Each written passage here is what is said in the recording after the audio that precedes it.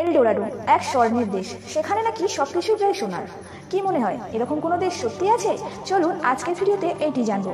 এমনটা জানা যায় এই এলডোরাডো শহরটি নাকি অ্যামাজনের জঙ্গলে কোথাও একটা হারিয়ে গেছে। আজ পর্যন্ত অনেকেই এই শহরটিকে খোঁজার চেষ্টা করেছে, কেউ কিন্তু এখনো এই শহরটিকে খুঁজে পায়নি। 1935 সালে গঞ্জালো ফার্নান্ডেজ নামক এক ব্যক্তি এই শহরটির কথা প্রথম লিখে যান। তিনি লিখে যান, এই রাজ্যের যখন কোনো রাজার অভিষেক করানো হতো তখন সেই রাজা নিজের শরীরে অনেক স্বর্ণের আভরণ পরতেন এবং সোনাগুলোকে নিজের শরীরে মাখতেন। তারপরে তারা যখন স্নান করতে যেতেন তখন সেই সোনাগুলিকে নদীর জলে বিসর্জন দিয়ে চলে আসতেন। গঞ্জালোর কাহিনী অনুসরণ করে স্প্যানিশ টেরাস নামক এক ব্যক্তি অ্যামাজনের জঙ্গলে এলডোরাডো খুঁজে যান এবং তিনি অনেক খোঁজাখুঁজির পরে একটি ছোট হ্রদ খুঁজে পান। এই হ্রদের জল তিনি 3 মাস ধরে বাইরে বের করেন। তারপরে তিনি ওই হ্রদ থেকে প্রচুর পরিমাণে সোনা পেয়েছিলেন। এরপর এলডোরাডো শহরটির কথা মানুষ আরো বেশি করে বিশ্বাস করেন।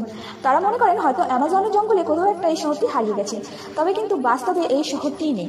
আসলে এটা পুরোপুরি গল্প। এলডোরাডো শব্দের অর্থ হলো দা গোল। গঞ্জালো ফার্নান্ডেজ অ্যামাজনে থাকা কিছু আদিবাসীর কাহিনী এলডোরাডোর মাধ্যমে লিখে যান। তিনি সেই আদিবাসীদের সর্দারকে রাজা এবং আদিবাসীর বস্তিকে রাজ্য হিসাবে কাহিনীতে লিখে যান। তিনি এলডোরাডো বলতে সোনাকেই বোঝাতে চেয়েছিলেন। তো এই ছিল এলডোরাডোর কাহিনী। ভিডিওটি ভালো লাগলে একটি লাইক এবং সাবস্ক্রাইব করবেন।